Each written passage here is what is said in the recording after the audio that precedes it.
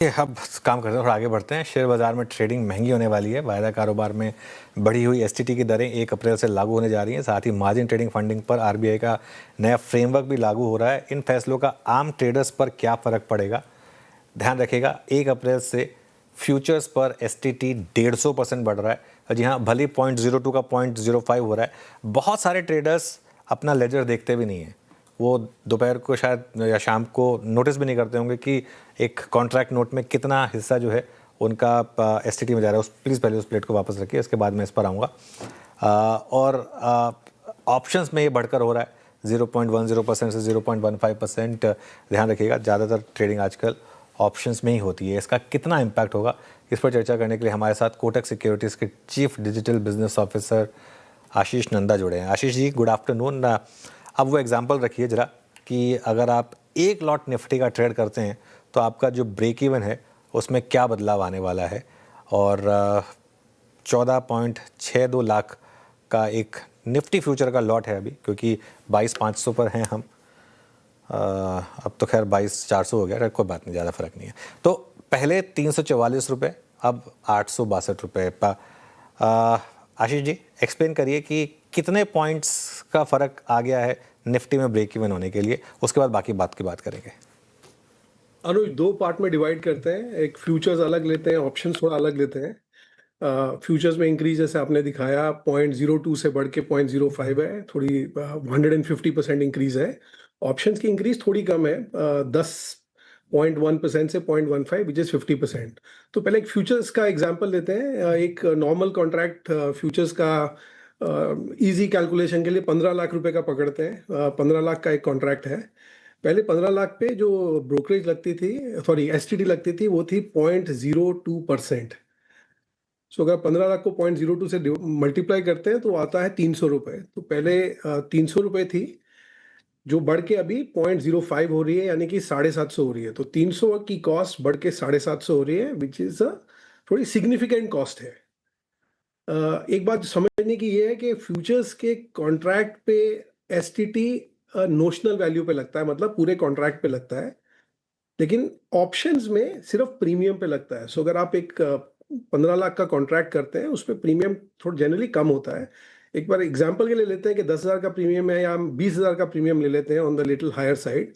तो 20,000 के ऊपर अगर आपने एक ऑप्शन का कॉन्ट्रैक्ट किया, ये ब्रोकरेज बढ़ रही है 0.1% से 0.15, 50% इंक्रीज है। तो जो 20,000 के ऊपर 0.1% 20 रुपए होता है, ये 20 से बढ़ के 30 रुपए हो रहा है। सो ऑप्शंस में इंक्रीज है 20 रुपए से 30 रुपए, और फ्यूचर्स में इंक्रीज है 300 रुपए से 750 रुपए।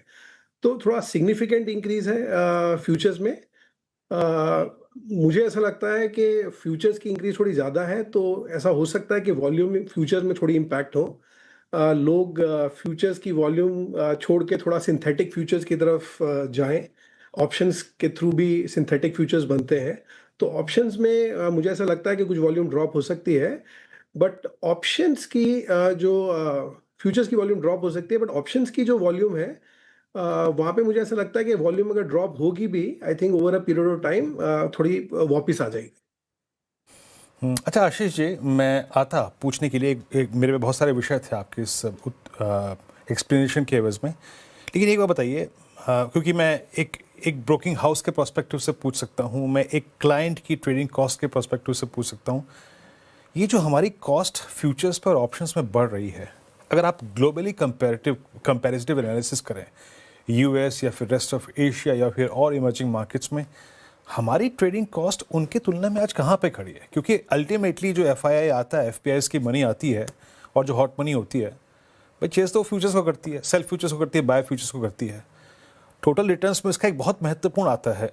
Right now we are among the most expensive market cost component के लिहाज से भी। एक तुलना आप इसकी करेंगे जरा क्या प्लीज़?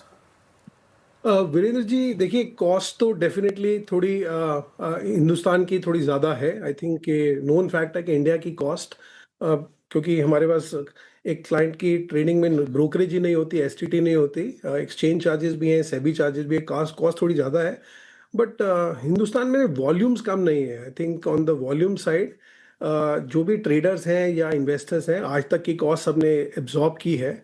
सो फ्रॉम उस पॉइंट ऑफ व्यू से अगर आप लेंगे तो हालांकि हमारी कॉस्ट ज़्यादा है, बट आई थिंक ये कॉस्ट हमने एब्जॉर्ब भी की है। तो वही मैं आपको जैसे बोल रहा था कि आई थिंक जो कॉस्ट बढ़ेगी ऑप्शंस में, वो भी मुझे ऐसा लगता है थोड़ी एब्जॉर्ब हो जाएगी over a period of time. But futures की कॉस्ट रियली थोड़ी ज़्यादा है, तो वहाँ पे थोड़ा वॉल्यूम कम होने का चांस ज़्यादा है। ओके, आशीष नंदा जी, गुड आफ्टरनून। श्रेया बात कर रही हूँ। अच्छा, ये मार्जिन फंडिंग रूल चेंजेस का क्या इम्पैक्ट देखते हैं आप?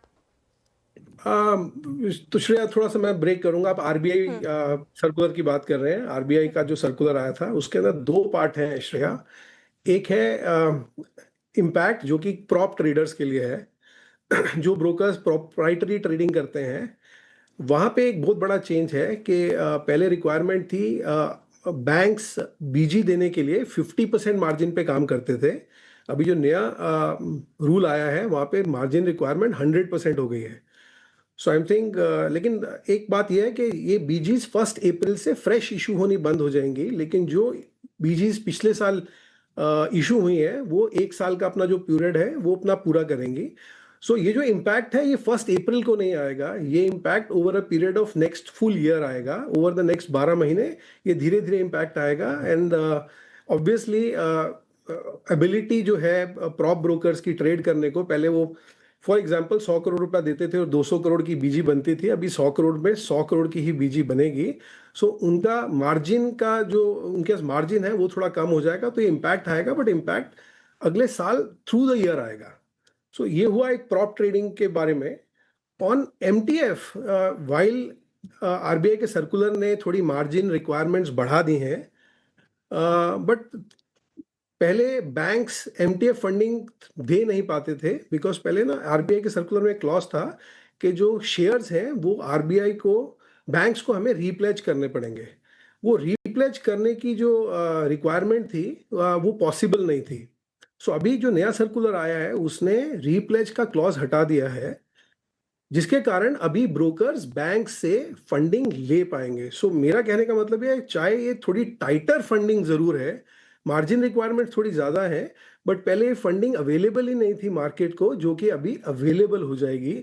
सो कहने का मतलब यह है, थोड़ा दरवाजा आरबीआई ने खोला है, थोड़ा कम खोला है, टाइट खोला है, but I think it is हमेशा बेटर है कि दरवाजा बंद रहे, उससे अच्छा है कि दरवाजा खुला रहे। चलिए, बहुत बहुत शुक्रिया आज हमारे साथ जुड़ने के लिए।